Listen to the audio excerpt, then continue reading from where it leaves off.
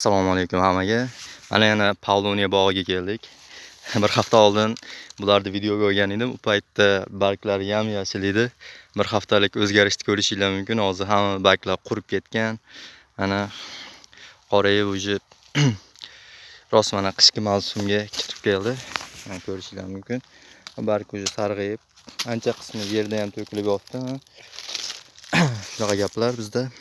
O'sha bir hafta oldingi videomda adashmasam noyabrda 4-5-6 kunlar edi. Yashil holatda ko'lab turgan edim, lekin bu paytda ham baklar to'kilishni boshlagan edi. Ya'ni kuz mavsumi, ko'chada ekish mavsumi boshlangan edi.